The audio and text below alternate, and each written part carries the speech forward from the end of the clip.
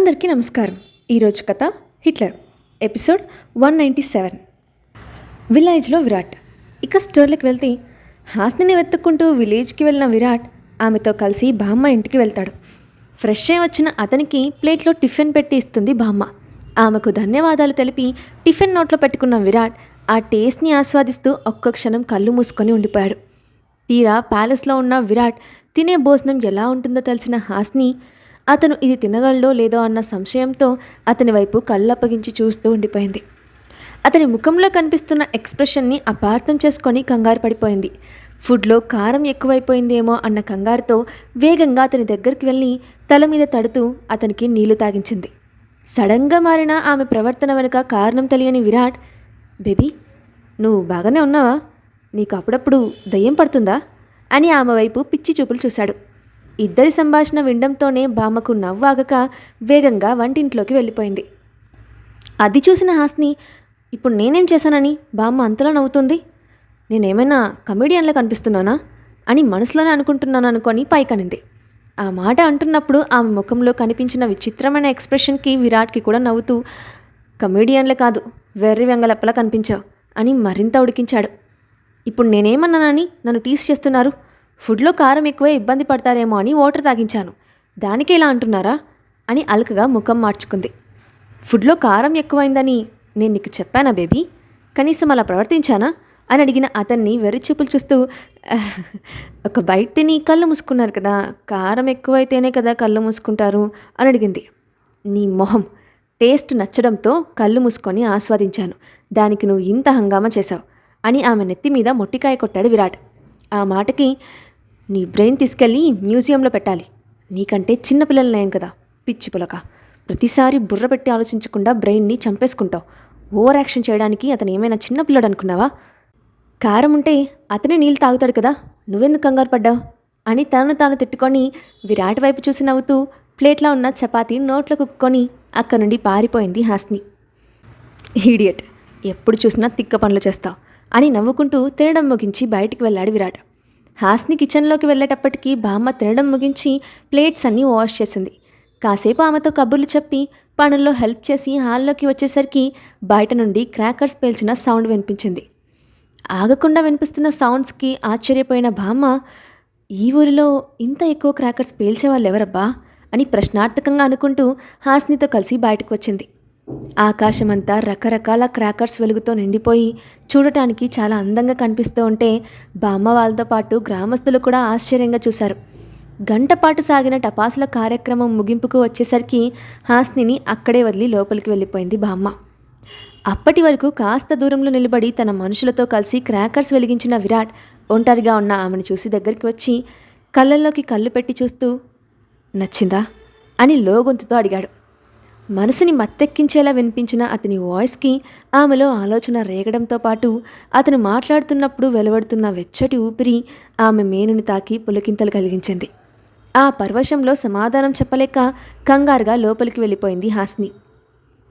ఆమె వెనుకే లోపలికి వచ్చిన విరాట్ని చూసి వేగంగా తలుపులు క్లోజ్ చేయబోయింది. కానీ ఆమెకు ఆ అవకాశం ఇవ్వకుండా చేతితో బలంగా వెనక్కి నెట్టి లోపలికి వచ్చిన విరాట్ ఆమెను గోడకు అదిమిపెట్టి, నేను అడిగిన దానికి సమాధానం చెప్పకుండా ఎందుకు వచ్చేశావు అని ఇంటెన్స్గా అడిగాడు. అతను అంత దగ్గరగా ఉండేసరికి ఆమె గొంతు తడారిపోయింది. అది అది అని అంటుండగానే బయట నుండి ఉరుములు మెరుపుల సౌండ్స్ వినిపించాయి.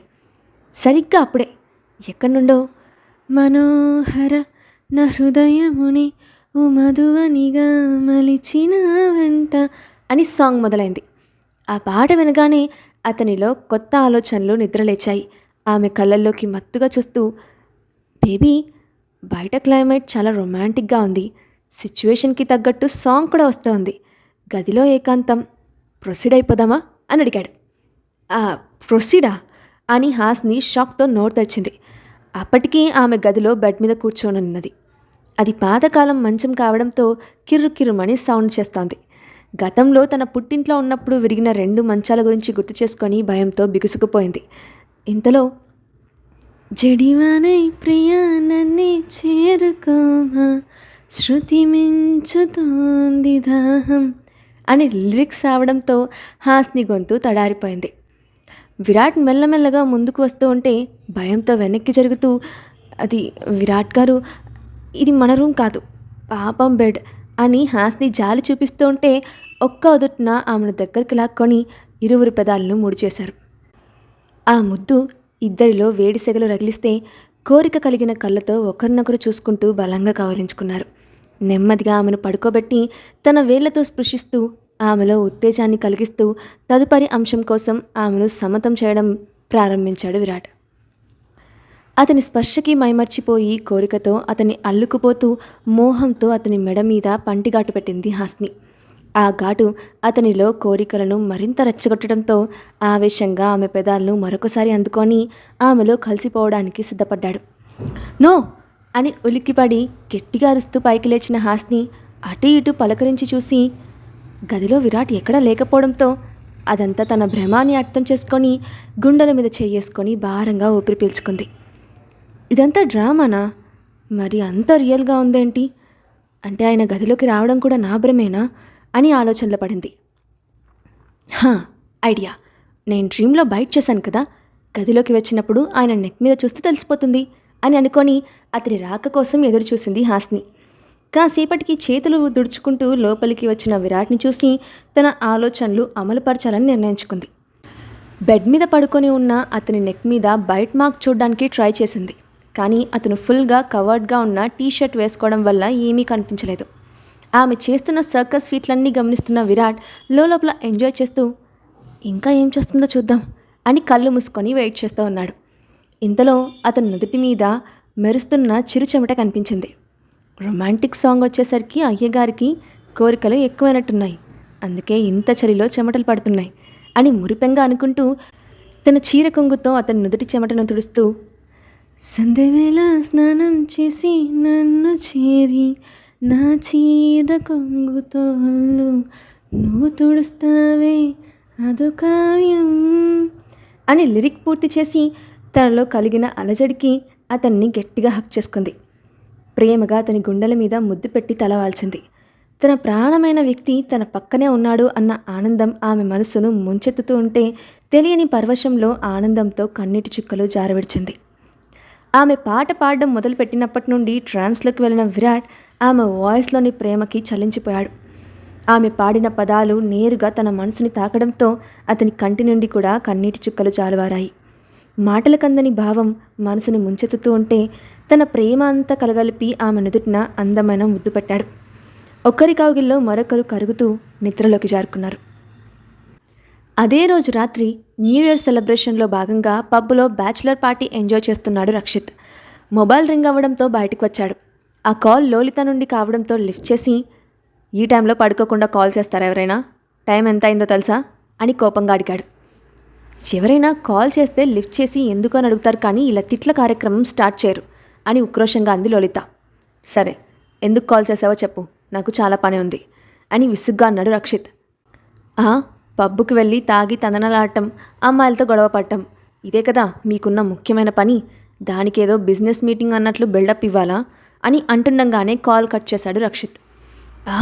దొంగ సచ్చినోడా, నా కాల్ కట్ చేస్తావా?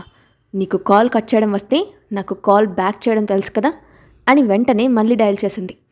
కాల్ అటెండ్ చేయడంతోనే have you gone mad, call cut చేశారంటే బిజీగా ఉన్నారని అర్థం అవడం లేదా అని అరుస్తున్న రక్షిత్ని హ్యాపీ న్యూ ఇయర్ అని వినిపించిన ఆమె వాయిస్తో నోరు మూతపడింది. ఇది చెప్పడానికి కాల్ చేసావా? ఇంకొకసారి చదువు కాకుండా ఇలాంటి పనికి మాలిన పనుల మీద ధ్యాస పెడితే తోలు వల్చేస్తాను అని వార్నింగ్ ఇచ్చి కాల్ కట్ చేశాడు రక్షిత్. ఛీ, దేవుడు ఈ మానవుడికి కాస్త కూడా సున్నితత్వం ఇవ్వలేదు, ఎప్పుడు చిరుబుర్లాడుతూ ఉంటాడు అని తిట్టుకుంది లలిత. ఇంతలో ఆమె అంతరాత్మ ప్రత్యక్షమై, నువ్వు చూపిస్తే చూసి నేర్చుకోవడానికి అతను ఏమైనా పప్పినా? అసలు నువ్వు ఏ యాంగిల్లో చూసినా భయంకరంగా ఉంటావు, అతను కాశ్మీర్ లాంటివాడు, నిన్నే ఎలా చూస్తాడు అని హెచ్చరించింది. ఇదొకటి తగుదునమ్మా అని మధ్యలో వచ్చేస్తుంది. ఇంకొకసారి నా అందాన్ని వెక్కిరించావంటే పీక కోస్తా, పక్కకెళ్ళాడుకోపో అని అంతరాత్మకి వార్నింగ్ ఇచ్చింది లలిత. అర్ధరాత్రి చీకట్లో ఒంటరిగా మాట్లాడుకునే వాళ్ళని దయ్యాలు అంటారు, నోరు మూసుకొని పడుకో, లేదంటే బయటికి గంటేస్తాను అని బయట నుండి ఆమె తల్లి సుధా గట్టిగా అరిచింది. అసలు నువ్వు తల్లివేనా? రేపు ఉదయాన్నే నా బలం కోసం బాదం పప్పు, హల్వా, నెయ్యి, జీడిపప్పు అన్నీ దట్టించి ప్రిపేర్ చేయి, అప్పుడే నిన్ను క్షమిస్తాను అని ఆర్డర్ వేసింది లలిత. అచ్చా, అవునా? కాస్త గన్నేరు పప్పు కూడా కలుపుతాను, గోల వదిలిపోతుంది. ఇంకొక్క నిమిషం నోటికి జిప్పేసి పడుకోలేదంటే తన్నులు తప్పవు అని తల్లి కసిరింది. తల్లి గొంతుకు భయపడి లోలిత గట్టిగా కళ్ళు మూసుకొని నిద్రలోకి జారుకుంది. మరుసటి రోజు ఉదయం రెడీ అయ్యి బయటికి వెళ్ళిన లోలిత మధ్యాహ్నం వచ్చేసరికి డైనింగ్ టేబుల్లో తన తల్లి వడ్డిస్తూ ఉంటే తింటూ కనిపించాడు రక్షిత్. అతను రాక ఊహించిని లోలిత మొదటి షాక్ అయినా అతను చేస్తున్న పని చూసి ఎర్రబడ్డ కళ్ళతో కోపంగా అతని దగ్గరికి వెళ్ళింది. ఇంతకీ రక్షిత్ చేస్తున్న పనేంటి? అసలు ఆమె ఇంటికి ఎందుకు వెళ్ళాడు? లోలితకి కోపం రావడానికి గల కారణం ఏమిటి? నెక్స్ట్ పార్ట్లో చూద్దాం. Thanks for watching.